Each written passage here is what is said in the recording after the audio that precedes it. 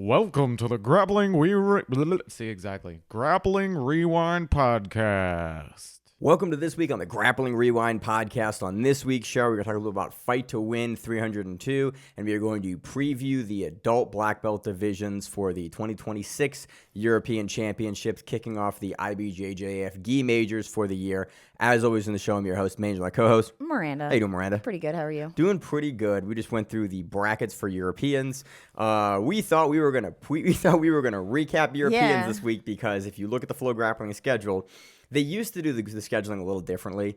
They used to basically show every single day that an event was running, which was good, but also was confusing. Now they just show the start date of the event, and typically that'll be like, most events are a couple days long at most. Europeans is one of the longest tournaments I think it is the longest tournament in the sport. It has to be. Because it's almost 2 weeks.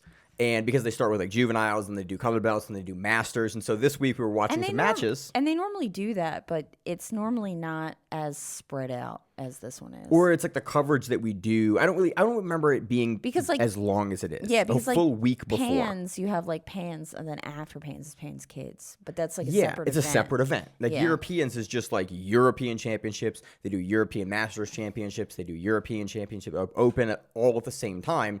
As a result, we had a scheduling issue, and we realized that actually the black belts for the adult divisions are going to go this weekend. So we actually have some time to preview, whereas we thought we had time to recap. So now you are fully abreast as to a problem that we've had on the show for the last 10 years, in that it is hard to find good, up-to-date information for scheduling for grappling events. I am still struggling to find information on Polaris 35 other than just Polaris's Instagram. Yeah. Because Flow doesn't use any of the other tabs on their events for information. I also think why this one is so long is it's only 10 mats. Oh, and my God, is it that small? Yeah, I just looked it up because I remember having this conversation with one of my friends, and he was like, how many mats do they do? Because Masters, they do 20-something mats. Yeah, because Masters ridiculous. But it's also it's the biggest tournament in the world for jiu-jitsu. ADCC is talking about for the Open. Yeah. In the Atlanta Open was the biggest one so far, but there's the San Diego Open, or one of the Cali Opens prior to West Coast Trials. They were looking at going 20 mats, because ADCC expands the mats based on their competitor registrations, which is what you're supposed to do. It is wild to have this event only be 10 mats and this long. Yeah, it probably also depends on how much space you have. Bro, if you're going to have this many athletes, get a bigger venue. That's kind of true. At that point, make sure there's more than one bathroom. So, what do you want to do? They probably only have one bathroom, because you know how it is. That's how jiu-jitsu events. It's always amazing. I was at Grappling Industries this weekend, and they have one bathroom. Yeah, they have this special extra bathroom, but that's only for the men. Yeah, it's crazy. It's crazy. Venues that'll have a 500-person tournament and have 3 stalls, and you're like, this feels illegal. Yeah. So, moving on. Miranda, what do you want to start with? You want to talk Fight to Win, or want to start with Europeans? Fight to Win 302 happened.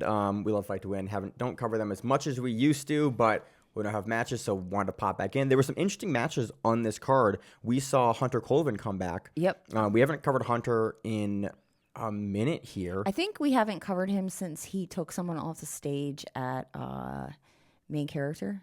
Remember when he wrestled? Oh, he double-legged him down the stairs. Wrestled, down the stairs. It was more recently than that. I think that's the last time I remember. Was that Varela or no? Who was it? No, I don't remember who he wrestled down the stairs, but he wrestled somebody down the stairs. Yeah, they were fighting down the stairs. I thought it was hilarious. Were you at that one? No, I wasn't. Okay, I went to the one after that. Okay, that's what it was.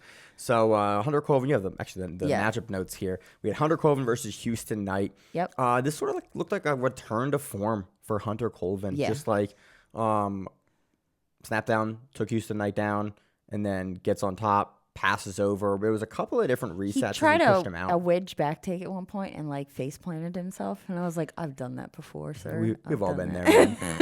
Hunting for the Kimura, which is really in the commentary picked that up pretty quick. That's kind of what one of the things Hunter is known for. I did like the finishing angle here. We had a really nice figure 4 grip. Hunter really kind of levers in. I'm curious, and he wins, gets the tap with the Kimura here. Yeah. I'm really curious if we're gonna see him at West Coast Trials, because he's placed before. Yeah.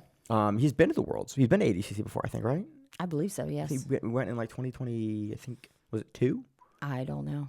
I don't remember I what don't year. know that fact. But I know he played have because to he was in the Google that. finals there. He was in the finals with versus J-Rod. Oh, okay. And J-Rod's first one. I think that's who J-Rod beat in the finals that year. I could be wrong about that. And J-Rod had to come from behind to win that one. So, yeah, again, it's cool to see. It's cool to get a chance to cover another one of Hunter's matches. Looked very, very good. Pretty quick match, honestly, as the main event for Fight to Win 302 in Tulsa, which I think is close to where Hunter is. I forget where exactly. He's in Oklahoma. Tulsa. He is in Tulsa itself. He's at Brothers. Yeah, he was at Brothers, and I thought he had his own thing now, but I always I think he's at Brothers forget. because I know someone else that was on the card that also trains at Brothers, and she trains with him. Okay. So I think he's at Brothers, but he could have his own academy also, and Brothers is the main one. And like, there's a lot of guys do that where it's like they run their own gym either full time or a couple of days a week, and then they train at the other gym for their training. So again, I don't know what Hunter's situation is, but I would be curious to see if he does trials again this year because look good here. Yeah. Also on the card we have Jet Thompson versus Noah Rowland. That's what it was. I looked at handwriting. I was like, "Ooh, I'm gonna butcher the name here." I thought Jet Thompson was all tattooed up, and then you're like, "No, Jet Thompson's the other guy," which was funny because I remember Jet from his PGF run. Yeah. And he was this like wiry, I think he was 17 at the time. He was 16 or 17. And he was this wiry, kind of lanky kid. And then looking at Jeff Thompson on the Tulsa card, I went, oh, this is like a full grown man. He's had to have put on like 20 or 30 pounds. He's 18 now. Oh my God. Wildly different. Again, really similar style, like comes to the bottom, immediately looks to wrestle to the top or like to wait or guard you to the top, gets to the top. Really nice, quick back take. Sort of that I was not going to call it like spaz jiu-jitsu, but like very, very, very comfortable just like putting someone in a blender and then winning the scramble in that sequence. It's like scrambly jiu-jitsu. Yeah. Because there is rhyme or reason to it. It's not like white belt. Yeah, it's not where bad. They it's not bad technique. Yeah, the way they have like no idea where they're going. There's just process kind of, like, to him. going. Yeah, he definitely is going a direction. He's just going to hit you with a pace, and he's young, so he has a lot of movement. So he just kind of gets you moving, and you get stuck in a blender and don't know which way's up. Basically, the stream did cut out for the finish, but we have it recorded as a rear naked choke finish. Yeah. When the stream cuts out, he is on the back, and I was like, that's probably how this match ends. Again, looked really good. Looked significantly bigger than the last time we saw him. Or at least last time I remember like seeing him. and we could be wrong, and he's exactly the same size. Nah, he absolutely is bigger. He does look more jacked than he did. Yeah, he looks way more jacked. Because before he looked more kiddish. Yeah, he was like real skinny, and we were surprised he was like taking out adult men as like a skinny kid. But that was also because he was ankle locking everybody. He was like in like 5 seconds. Back to the back, Jet Thompson gets another win. Yep. Again, looked impressive. Last one we had Justin Rader versus Jose Lara. Justin Rader's been it's like an old OG black belt. Of a million years. Oh, no, Lovato. Yeah. So Seth made a really cool call out at the final here. He was like, Justin Rader was on Fight to Win 11. Oh, wow. Which would have been, I think, probably, I can look the date up, but I think Fight to Win 11 would have been in 2015. Yeah. Or something like that. Which is crazy. Maybe even 2014 to 2016. You can watch Justin Rader move and just see that he is, he's been a black belt for a long time. Been around forever. Because he hits like those really simple back takes where you're like, he's just on your back. That just worked? Yeah, and you're like, he's on his back now. Wow. And I feel like as you become a better and a better black belt, really simple moves that you didn't think would work so easily, become your jam. It is kind of the fun of watching like the Masters and Masters Plus divisions where you're like, you just see. And it wasn't that Jose wasn't doing what he was supposed to do. Jose was looking for the legs. Like Jose kept pulling into the legs and trying to get Rader like to make enough space to get into his legs, and Rader was just like, no. Yeah. No, pressure pass. No, it's like a smaller version of Lovato. Yeah. Essentially, it's like watching Justin Rader, really heavy pressure in, down, and then Rader takes it mostly on just relenting top position. Yeah, positional control. He has the back, and he goes from back to armbar at one point, and he loses the grip. But at that point, it's probably sweaty as hell in there too. So you're late in the car, like a 7-hour car. Yeah. you're late in the card. So yeah, it was cool. It was cool to get a chance to watch and be able to cover Fight to Win on a slower week on our end. Looked good. I love that Fight to Win is out there on the world tour putting on matches. So anything else on Fight to Win? Nope. All right, let's move on to Bracket Hell. Miranda, where do you want to start? Want to start heavy or light, men or women? We'll start where we're open to right now, which is male black belt ultra heavy. So we're going to go for Europeans and for all brackets and pretty much everything we cover on the show, we're going to stick to just adult black belt. Yeah. The pro side of these tournaments that should be paid at this point, but are not. You may win. Do you win money for Europeans? Is it a paid tournament? It's a Grand Slam. I don't know if Grand Slams are. I don't think money. any of them pay anymore. I think Worlds is the only one that pays if you have a division of a certain size or greater. BJJ Pro used to pay. Remember in New York? World Pro. Not World Pro. No, it was IBJJF. It was New York Pro. New York Pro. That's what it's called. Yeah, New York Pro. There was like 2 or 3 of them. They were in there, the pro ones. One of the things I loved about New York Pro is that they would do the thing where they would split the absolute. Yeah. And so you'd have like above like 180 like and little man absolute. But it was like it makes sense. It's just stupid to have a rooster weight in an absolute and you're like, hey man, he's not going to win. He's just going to get hurt. Yeah. And it's just going to injure his career. And there was a really cool it gets not more to non sequitur. It gets more people involved. Yeah, I'll do an absolute if I don't have to fight a 280-pound guy. Like that's just what are we doing? That's just stupid. From like an injury perspective, but there's a video going on. I think it's a purple belt match, and it's this much smaller purple belt going against this giant purple belt. And he kind of weathers a storm, and eventually he like gets the guy. And one of the comments is like it's a top pinned comment. I think it's in Portuguese, and it's like, "There's no reason that this guy should have to go and do this to win an absolute." Yeah. He goes, "There's no reason we shouldn't split the absolute into these 2 categories." It's like all we're doing for these young guys is exposing them to like huge injury potential and shortening their careers by not giving them like equitable skill and size to go in and do this. Yeah, for women it would be difficult because there are generally not a lot of women in those brackets to begin with. Yeah. But for men, like there's enough competitors, and I think you could do that. Especially if you split them, like you're gonna get guys at like my weight class, and I'm like, I'll jump into a guy that's like 2 or 3 weight classes above me. For the juveniles, they do. Juvenile absolute is split in IBJJF. Yeah, it should be, man. So not to non sequitur here. Oh no, so this is relevant to this discussion. I knew there was a reason I was going to bring it full circle here. Our number 1 seed for ultra heavy for 2026 Europeans is Roosevelt Souza. He is now listed in the IBJJF bracketing website as disqualified for no show. Roosevelt Souza almost always does the open class and his black belt division, usually at ultra heavyweight. If you don't know how IBJJF registers, for all the lower belts, in order to enter the absolute, you have to place. So 1 through 4, essentially 1 through 3, depending on how you look at it. And then you can register for absolute, and then the absolute runs after the division because it's all of everyone at that belt has placed, and then they can enter the absolute. It's to prevent the absolute being just enormous with, frankly, folks that don't have any business being there. It's like, hey man, you are in middleweight in a bracket of 40, and you didn't make it past the first guy who also got eliminated in the next round. It's like it's okay. There's a bunch of it. Just makes those divisions enormous for people that have no shot at being able to play, at being able to take that, and so they limit it to only medalists. Like, hey, you had to win your division or like do well in your division to be able to get a slot into the absolute. So you have to do your division first to get that medal. For the black belts, basically they go, hey, you're a black belt. You have proven to us that you're at least on the level to get to the skill level. They let the black belts register first. And so like every black belt can be absolute. And the division goes before their weight division. Yeah, the division goes before your weight, and then the absolute goes after. It makes sense if you think about like how tired you are, fatigue. But you do have to show up for absolute first because absolute runs first. So if you don't show up for absolute, you're disqualified from your division. So you do have to do the absolute's like a bonus. You have to do your division. Well, no, you have to do absolute. Sorry, you have to do absolute if you register for it. Yeah, so if like you get hurt in absolute, you can pull from your division, and that's fine. But you can't because that's what Devontae did that one time. Remember Devontae was in absolute? I remember that. But he wasn't in his division because he pulled from his division because he got hurt in absolute.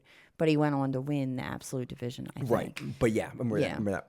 So that's the merit. So yeah. we're guessing the only reason that Roosevelt Souza could be disqualified here is if his division, but it doesn't make any sense because the absolute divisions didn't go yet. Oh, here's a weird thing. I think there's an error here because he had fight 1. This is listed as Thursday. Oh. The 15th. Yeah. Whereas I wonder if they were checking the system. I think there's a something. problem right now Yeah. in this division. So this non-stop quarter meant nothing. This is fight 22 in the division in the ultra heavyweight bracket. Right now it says it went at Thursday the 15th, which is, what are we at? The 20th, it's the 19th now. Yeah. 4 days ago. Yeah. Whereas every other division here, every other match in this division happens on Friday the 23rd, and then the finals happen on the 24th. Yeah, Friday is like your semifinal or your quarterfinals, and then semis and So finals are all we know what happened Saturday. here. Someone pressed the 1 instead of the 4. I think this is just an error. So I doubt Roosevelt Souza is disqualified from this division. We're just looking at a weird bracketing error right now that no one's caught yet.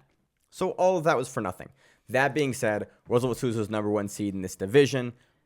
Given the depth of the division, Yeah, he has. it's a division of 14. His first match is Pedro Alex. Probably, yeah. And then he moves on to the semifinals, and then he has one more match for the finals. Yeah. You do have Seif on the other side of the bracket, the big 600-pound guy. You have Pedro Lucas on the other side. I really think this comes down to Roosevelt Souza versus Seif. He's beaten Seif before, I Yeah. think. And so... Yeah, we'll see what happens. Yeah. You never know. You never know. Should be Roosevelt Souza there in the ultra heavyweight, pending something that actually is correct here with the weirdness of the bracket. Moving on to the super heavyweight division. It is a division of 14. We went back in time, or up in time, or not time, but wait, because we went to super heavy. Oh. Out of order then. Yeah, we're out of order. I don't know. My bad. What I'm talking about. Eric Anyway. Muniz is ranked number 1 from Soldiers Jiu-Jitsu. There's no reason Eric Muniz should not win because he wins everything. Yeah. They were world champion in 23, 25, 1,218 Grand Slam points. And the next closest guy in the division has 91, and that's Marcos Because he Cardoso. normally wins his division. He normally wins absolute, or at least places in absolute, so that, yeah, he gets points for Eric everything. Muniz is your strong front. Right? It is always really interesting. If you look at the IBJJF rankings and the bracketing system, you can go through and scroll. Like last division had 14, this division has 14. And you can go and look at essentially all the accolades and the general point standings for everyone in that division.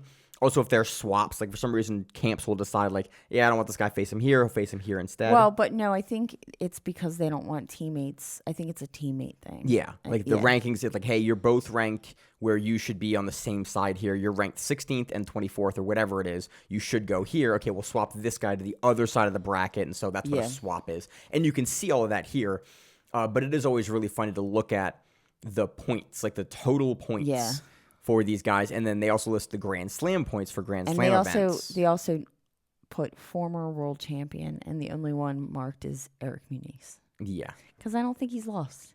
At least in the last. I mean, he's not listed as 24. Yeah. For the 2024, but I forget why that was. He might have given it to his brother that year or something. Who knows? He's the front runner for super heavyweight. Let's move on to the heavyweight division. This is an interesting division. On the pre-show, you kicked up some interesting information. We didn't mess up. I don't know what I'm talking about. Because we went from ultra heavy to super heavy, and I thought we were at heavy. So anyway, my brain I'm completely. Hey, it's a holiday here. Yeah, We're doing the best we can. Yeah, guys. I don't know what I'm talking about, so I'm going to be quiet over here. Heavyweight division here. Interesting. We have Igor Tanabe ranked number 14. He's one of the first matches in this division. We have front runners. We have Leonardo Ferreira, and on the other side of the bracket, in your number 2 slot, we have Nolan Stewart. Yep. Who we just saw beat Adam Wardzinski, notably absent and retired from this division. The Crown, a month ago? Something like that, pretty recently by Omoplata. Yeah. This, I think, will be really Nolan Stewart versus Leonardo Ferreira.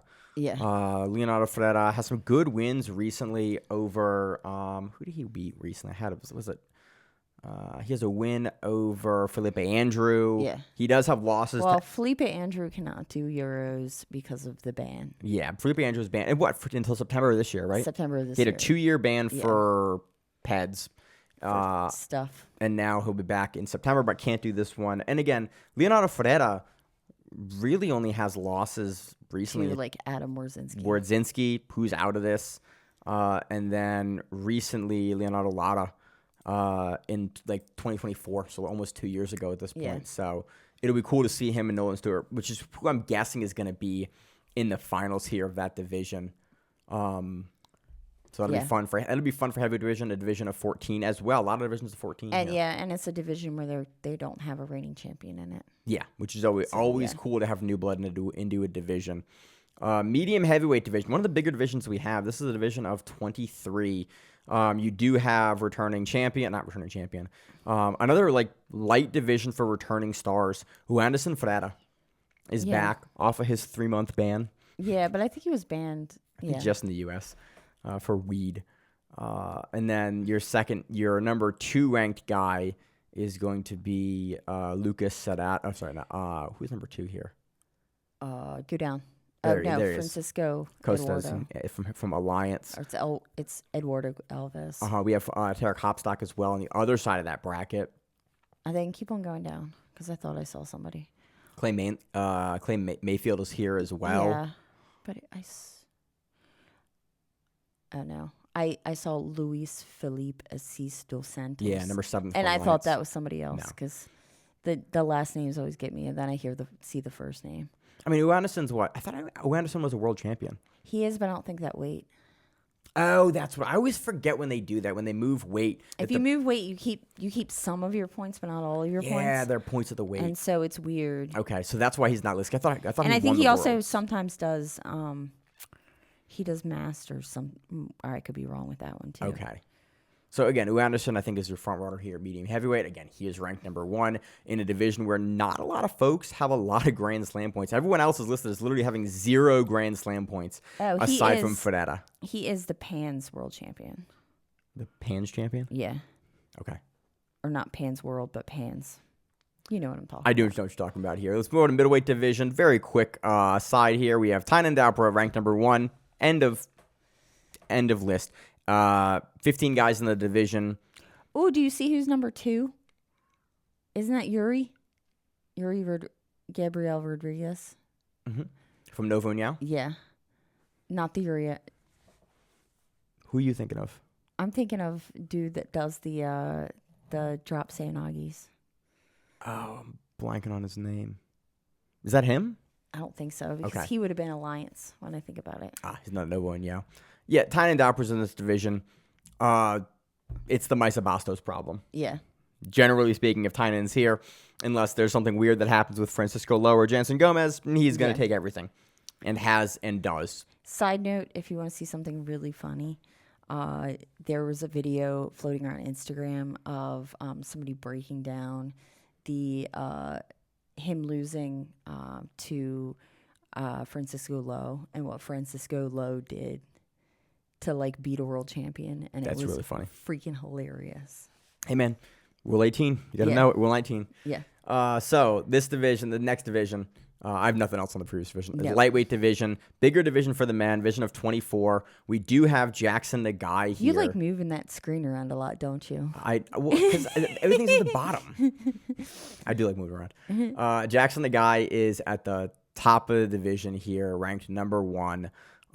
There was somebody else interesting that I wanted to see him go up against in this bracket, and I'm not. I thought, go down. I have to look at the names.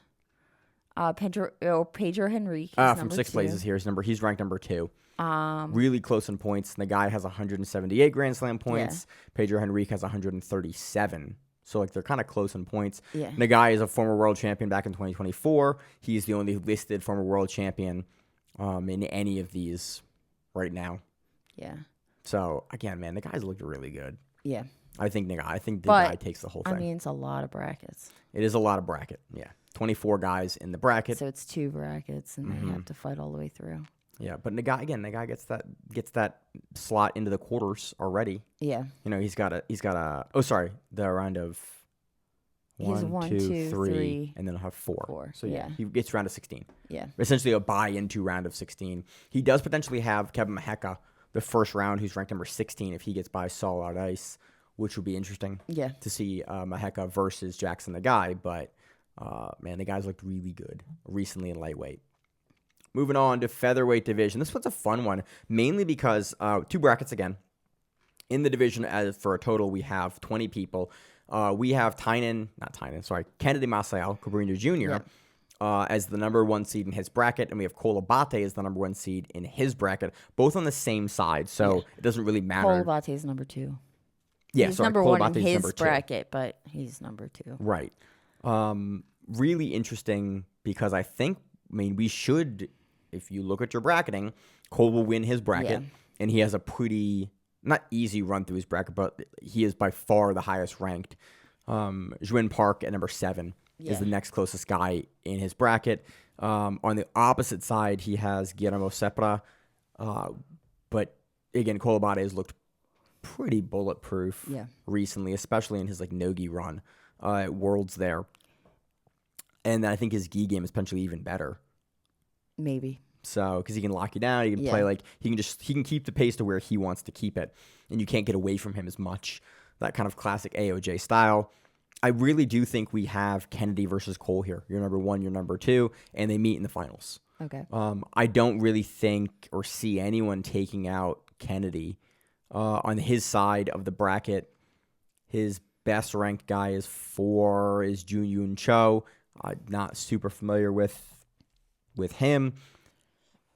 Generally, not a huge collection of other big names. We have Brian Mehecker here on the opposite side of that bracket. He's ranked number 17. Yeah. So again, I really think we have Abate versus Kennedy here. Who do you think takes that In the gi?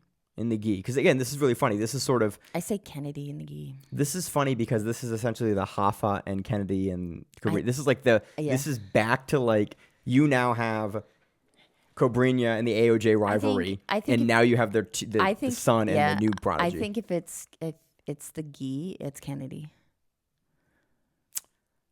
I think if it was no gi, it would be Cole. I thought they went against each other.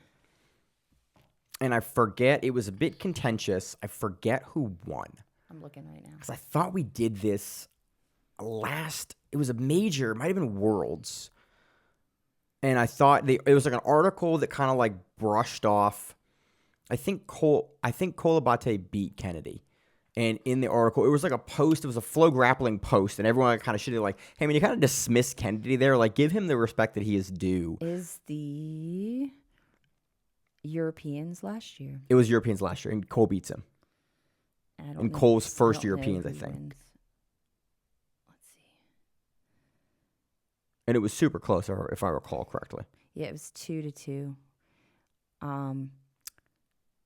Kennedy was up on an advantage in the last couple seconds, but there's a possibility. Yeah, I remember I remember that we've seen this before, and it was close. Yeah, I think. Are we gonna raise the hand? Kennedy wins. Okay, so Kennedy by won an last time. advantage. Okay. So So super close. If Cole has made an advantage win is super, super tight. So I go with Kennedy. Go with the winner. Yep. I kind of think that. I think also when's the last time we've really seen Kennedy outside of the gi competing? Just trials. That's about it. Yeah. It is not as frequent. He's only doing the gi for the most part that we're aware of. And I feel like if you're somebody who only does the gi and you go into, unless you're a powerhouse where you can just plow through people, I feel like especially if you're at featherweight, the technique gets a little more. Yeah. Because if you're a heavy or a super heavy and you're in the gi but you're a no gi person, you can kind of not plow, but you have a collection of different techniques that you can use to solve the problem. And you can use your explosive nature a little bit better than you can as a smaller dude. With the pow game is as good as it is at featherweight. Yeah. I don't know. Wouldn't surprise me to see Kennedy take it. Also wouldn't surprise me to see Cole take it. I just don't know how much Kennedy is doing no-gi versus how much Cole's doing no-gi. We know Cole's doing no-gi because he pops in occasionally, but it regardless should be an interesting rematch here in featherweight finals if it goes the way that the bracketing expects it to go. Moving on to the light featherweight division, we have Diego Pato Oliveira in your number 1 spot from AOJ. And then in your number 2 spot, or your other side of the bracket, so he wins. I think he wins bracket 1. The bracket 2 is actually much more interesting because on one side of that, we have Anderson Duarte Jr., and on the other side of that, we have both Kevin Carrasco and Malachi Edmond. So we're most likely going to see your number 3 Malachi Edmond and your number 5 Kevin Carrasco meet in the semifinals of bracket 2, and they'll take on whoever wins. But I really think whoever takes that side, either Carrasco or Malachi, will then go on to fight Pato, and then Pato will go on to beat them. Yes, I agree. Is really how it is. Malachi and Pato have had some fun matches before. I don't know of anybody who's really beat Pato. Like, that's his size. I'm going to say it that way. I remember the absolute matches, but I don't remember many. At size parity, yeah. I don't remember many, or I don't recall many people his size really beating him if it's not an injury. Somebody beat him recently, and it was like, that was weird. But it was like a match, as opposed to like, that was commanding. Yeah, but it was. I think it was like who's number 1 or something like that. But wasn't he going up in weight at that point? Maybe, or something that was like, I was like, okay, that happens. Again, Pato is your number 1 ranked. He is your world champion in 23, 24, 25. Has a collection of 690 Grand Slam points. Second place here is Anderson Duarte Jr. with 84 Grand Slam points. Well, he lost at Zapatero. That doesn't really count. The DeAndre match, we talked about that. We watched and I was like, they could kind of go either way. And I think most of us gave it to Pato in that. We've kind of beat that horse every time that those two matchups pop up. I give it to him as I go through this. He did at Pans in 2024. He lost a match to shoulder pressure, but dude's he went against Marcus Ribeiro. Yeah, Ribero's a big. Yeah, he just crushed his face. Man. Yeah. Also, you do absolute first. You just don't want to win your division, so it's like, I'm out. But I mean, like Diego Hayes. He beat in 2024. No, he lost to him in 2024. That was at Worlds, right? Yeah. But that's the same one that Kynan Duarte did, like the knee to the face. Well, also he beat Hayes to take the 45 title, who's number 1, because Diego got that injury, and now Diego's in one championship, and we haven't seen him in a minute. So I haven't seen a lot of people. Kennedy beat him, but Kennedy's bigger. And now they're on the same team. Oh, no, they're not the same team anymore. Gabriel Amito beat him, but he's an absolute also. Like, I don't see it for Bruce Leandra. Like, there's people, but the size parity is definitely there. Batista typically does not lose at the weight very often. Pato's pretty damn good. Moving on to the Roosterweight, the last division of the men's. This is a fun one because it's bracketed kind of weird. Not super weird. There's a collection of a couple of matches that I'm really interested in. I think it's just because some of these gentlemen either don't compete at Rooster very often, or they bump because like they might bump between a couple divisions. Yeah, where you're like Pato, you're like, no, Miss Pato. Yeah, but I can cut the weight. Yeah, because you do have Shea Montague at 9, which I was funny because we were looking through this in his rankings at the bottom, and I was like, why is he not listed as a world champion? And then it was like, oh, he won a nogi, didn't he? Yeah, right. I thought he won in the gi too, but I could be maybe not at black belt because it doesn't say. Maybe that's what I'm forgetting. I'm really excited to see Shea in his game because like he is troublesome. He goes up against Frank Cespedes. So Shea's ranked number 9. Frank Cespedes is ranked number 4. And let's remember, we have heel hooks. No, it's gi. Oh shit! No, yeah, see, this is what confuses me. I was see like, Shea, no gi. I was like, we gotta do heel hook. No, we don't. Dude, that would be a great day to have heel hooks in black belt gi. I know. Suddenly, it's like there's a bunch of guys. You're gonna have a bunch of guys that suddenly tie their black belts like this. They're like, hey man, it's gi time. That would change the game completely. We should, but that would be funny. It would also be like, hey man, it's part of this. It's a submission. You don't want like tap early, man. At adult, you should have it. Yeah. So, if then the winner of that will go against Tadaya Danford, who's a guy's local to us out of Foundry BJJ. I would love to see Tadaya and Shea go at it. That would be very fun. Again, number 1 in your division here is Michael Foncier. Yeah. Who's a gentleman, Jalen Foncier, who is world champion in 2025 from Alliance. And he goes against his first match. He probably goes against Wellison Fernandez. Yeah. I'm thinking from Six Blades. Yeah. And I believe they've won against each other a bunch of times. And Jalen kind of always wins. Yeah, I'm trying to think who Jalen went against. Because Jalen's gone against the same guy. And I'm looking at his face. Finals. And he beat him once. And I forget. I'm looking at the matchups in their finals match of Worlds. And I can't remember who it is. And it's the same guy. He's a young guy too. He's like super Yuri young. Hendricks. Is that who it is? Hendricks. Yeah, Yuri That Hendricks. might not be who I'm thinking of. He's lost to him at Europeans last year. He lost to him. Okay. And he has a loss to Christopher Tran, who's also a local. Mm-hmm. Actually, twice lost to him. But Yeah, Tran's good. But Jalen has Yuri Hendricks. Okay. He beat him. He beat him in Pans, and then lost to him at Euros, or if that's the other way around, lost to him at Euros and beat him in Pans because Okay. Pans comes after. Right? Yeah, Euros is always like Pans the first is one. in- It's always in January Yeah, every because year. Pans is in like March. Yeah, it's So towards the end of the is middle that of guy, the season. Is that guy in there?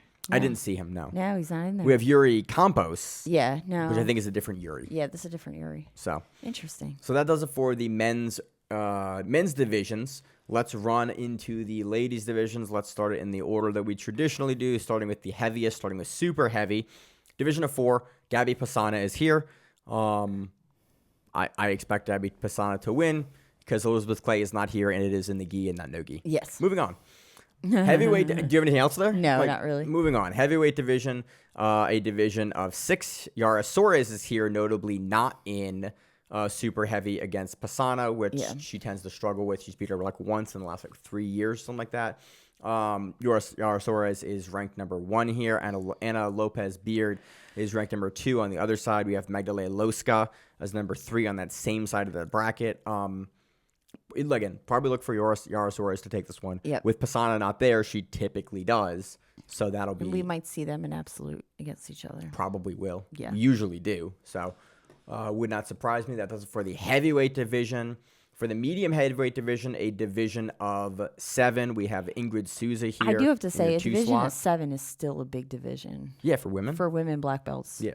And we're finally starting to see Yeah. even the heavier divisions like kind of bulk. Like it's not just 2 or Yeah. it's like at a major. It's always disappointing to me when you have a major and it's like, oh, there's 3 people here. It's like there's not even a second, third place person. Yeah. Like there's just like 2 matches and like that's a major win. It always sort of like colors the competition level for me. So I do like that we're finally having enough people where it's like, yeah, some people aren't going to medal in this division. It's nice to see the divisions bulk out to that size at 7. We have Maria Carolina Vicente here out of AOJ. And we have Ingrid Alves as number 2. She From has Milky to do Gavals. she has to do an extra match to get in. Yeah, to get to into the finals essentially. So No, to get into semis. She's a quarterfinal match. oh yeah, And then she was semis. I misspoke there. Yeah. But I think it's going to be Ingrid, but You think Ingrid? 'cause look at the points. She's 294, the other one's 270. Like it's not like she's very far behind her. Yeah, very very close. No former world champions in the division. So I mean, she is Maria is AOJ, so they well, do. she's know. Milky Gavas. Ingrid's Milky Gavas. Yeah, that's So what I that's mean. Good camp to come out of for both Yeah. of them. So should be fun for medium heavyweight division. Moving on to the middleweight division of 8. We have in number 1 spot at a Dream Art, we have Larissa Dos Santos. And then in your number 2 slot here, we have Victoria Gabriela Noguera Hayes. Again, not a lot of Grand Slam points all around. Larissa has the most at 50, but she's trailed by Victoria pretty closely at 48. Yeah. No former world champions, no world champions in the last 5 years or 4 years, or brown belt world champions in the division. So still a very open division here. Yeah, which is good. It's good to have some new blood in these divisions. It is. Moving on to the lightweight division, Sarah Gaval, ranked number 2 Yep. in the division. Listed as a brown belt world champion there. So one of the few. I always love the brown belt world champion listing here because it's last. It's listed really funny in the big rankings table. It's last brown belt world champion, where it's like such a funny way to say it, but it's like, oh yeah, you kind of need to include that there because for someone like Sarah Gaval coming in, you're looking at, you have all these, she usually has very low points. Like she has no points. She has no Grand Slam points. Yeah, she but has nothing. she still ranks in above everyone else. Right. But you're like, oh, why is she ranked high? It's like, A, she has enough points, but also, oh, the little yes for brown belt champion. It's like, oh, you don't have any black belt points and your points don't transfer between belt. Yeah. So it makes sense to include that because it's like, yeah, you're good enough to be the best brown belt in the world. Now coming into the black belt division, it's like we give you some, like there's a little asterisk there, which I like in the division. It gives you it. We also have Beatrice Jin in this division on the same side as Sarah Galvao. Yeah. So I would be really excited potentially. Again, Beatrice is ranked number 3 in this division. She has Patricia Pachenko. She has to get through if we're going to see the matchup with Sarah Galvao versus Beatrice Jin. Yeah. Super excited. That'd be a really fun matchup. Sarah Galvao has Zara Tofato first.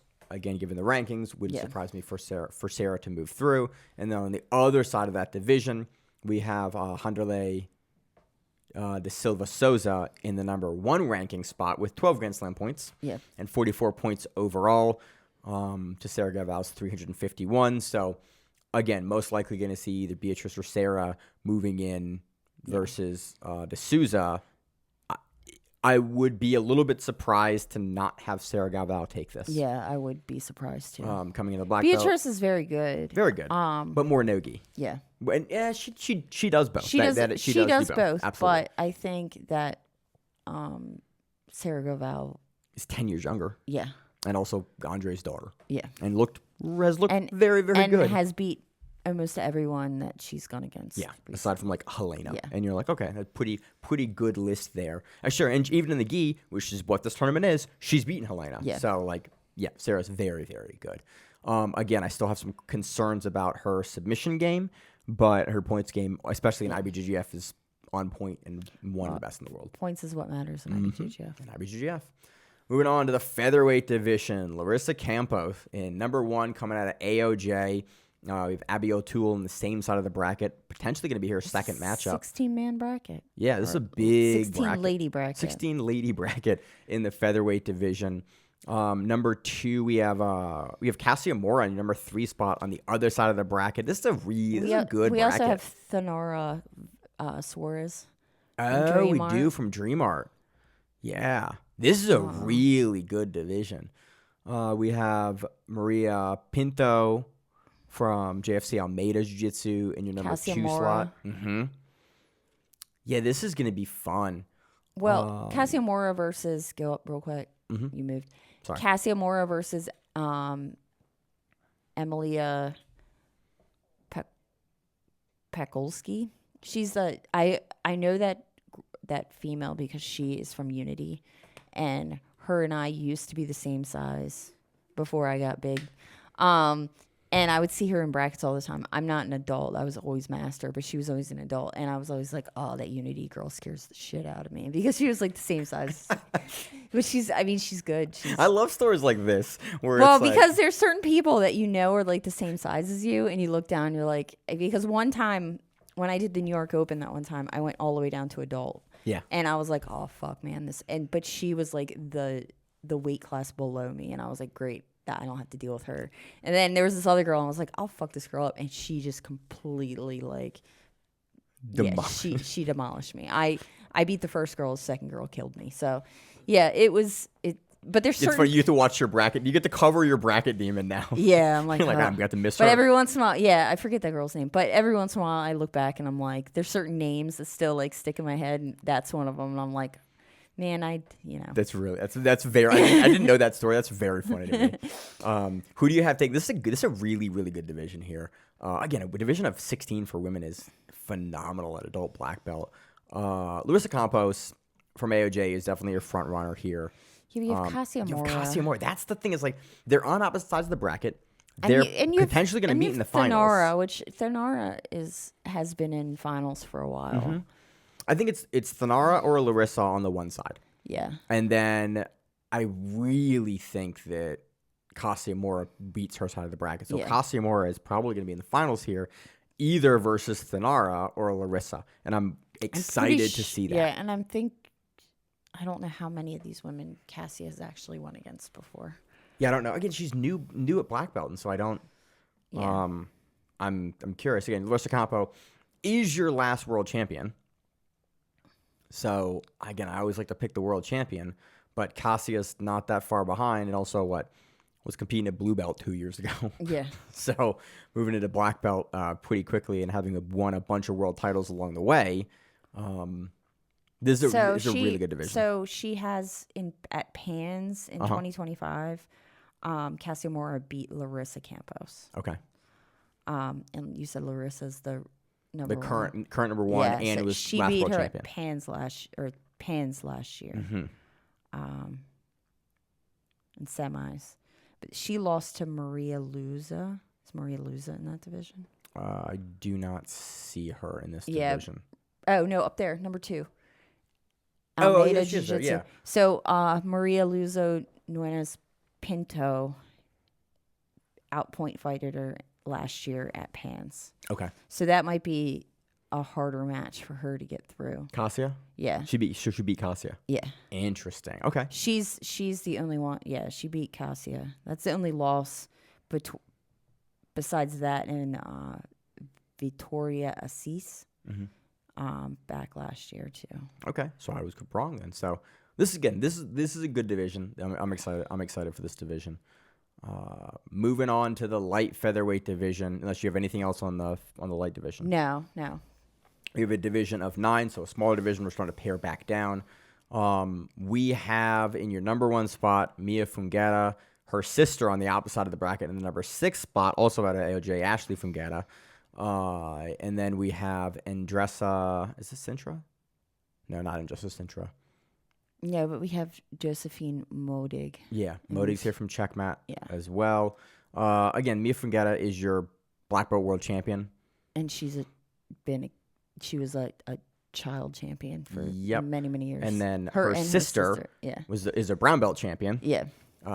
In this bracket as well. And So they'll close out if they get to finals. Yeah, because AJ always closes out. And it wouldn't honestly surprise me given how they're bracketed. Yeah. Because really, Mia will have one match in her quarters, a semifinal match if she's able to beat Beatrice or Yasmin Castro, depending on how that match goes up. Yeah. And then the finals match, AOJ has only Ashley Fungetta on the other side of that. But again, you're only ranked so low because you are a brown belt. Yeah. So it'll be interesting. And I think a sister closeout wouldn't surprise me. Yeah, and I also think they either don't always do the same tournaments as each other. I know they did as children because there was a girl I knew who used to always be in their bracket, and she, would always run into one of them. She run into one of them all the time, and then they close out the division, and it was like slightly annoying because it was like she won against, they always went to finals and closed out, so it's like she never got a chance to actually get. You always lose that match because there's a closeout there. Yeah. Yeah. But anyway, yeah. So I don't know. There's a reason why Ashley is lower ranked, and I don't know if she doesn't compete as much, but I can't imagine that she's not as good as her sister. Yeah, it would be interesting. So that is light featherweight division. If they close out, we're not going to recap it. And then we have roosterweight division. Maisa Bastos is there, champion in 23, 24, 25. Very few losses for Maisa Bastos here. It's a division of 8. We have Thalis Loreno in here as well, ranked number 3. We have Jessica Caroline, ranked number 2. Both those are women on the same side of the bracket. It's Maisa Bastos. Yeah. Unless something happens, which it can. It is Maisa Bastos in the gi. She's 10 or 11 time world champion between gi and no gi. You're dumb if you're picking against Bastos. Yeah. Her game is at roosterweight, technically pretty bulletproof. It is interesting that she is the one championship champion and still doing these. Yeah. But this is in the gi. This is in the gi, but it's also a little odd. Yeah. So, but that is it. That is it for Europeans. Should be some interesting divisions here. Any kind of closing thoughts it's on wild Euros? When you look at Maisa Bastos' credentials, because they go world champion 23, 24, 25, last world title 25, 684 Grand Slam points. World champion 4 years ago, yes. World champion 5 years ago, yes. Yeah.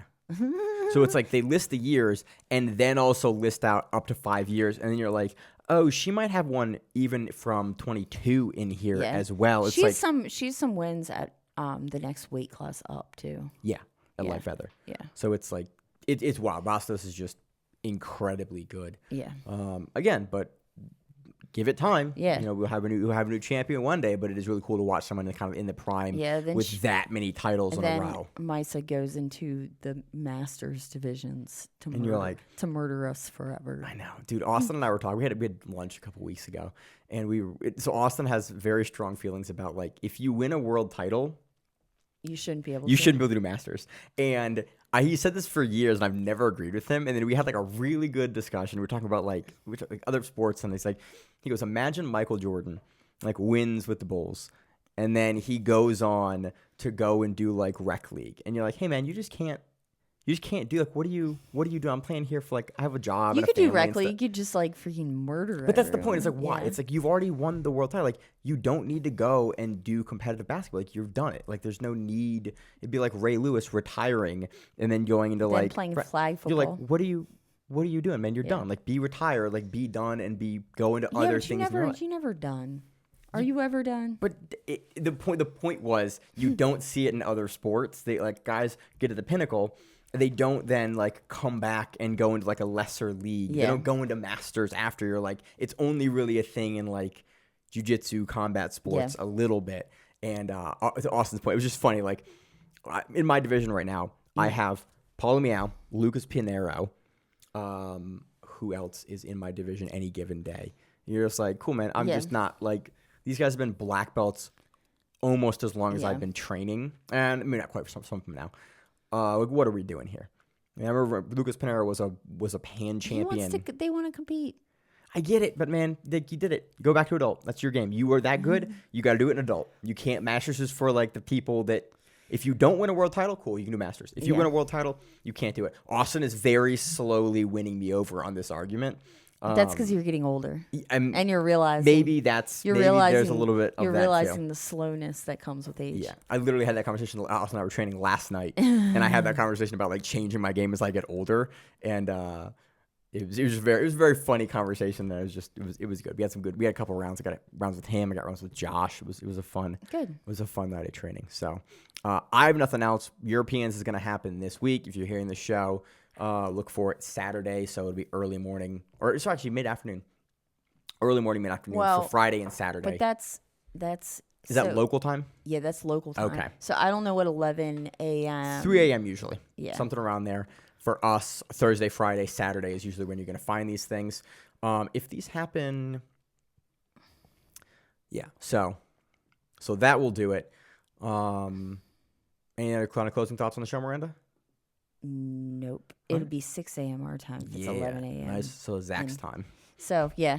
I do 6 a.m. classes now. As crazy as it sounds. Good for you. It's adulthood. You have things to do and people to see. Yeah, there's that. Everything's going pretty good, I think. Sweet. All right. So that's all I got. Yeah, it's the MLK holiday today. Yep. So we have the day off, which is very nice. So we're recording a little earlier. Mm-hmm. My brain's not totally working, and holidays. Yeah, Sweet. holidays. So as always in the show, I'm your host, Maine, the co-host, Miranda, and we are the Grappling Rewind. See you on the mat, wherever it is. Stay safe. If you like the show, please consider sharing it on Facebook with the folks at your gym. It's the best way that we grow the show, and we really appreciate it. You can reach out to us on email. We also have Instagram. We have Facebook. We have Twitter. We have Google+. Until that shuts down. We have a website. If you have an event you would like to have us cover, please let us know. If you have a name, like most people do, and you'd like to have us stop butchering it, Let us know. reach out to us. The show is also available on YouTube, Spotify, in addition to iTunes and every other podcast service. We very much appreciate your time, and thank you.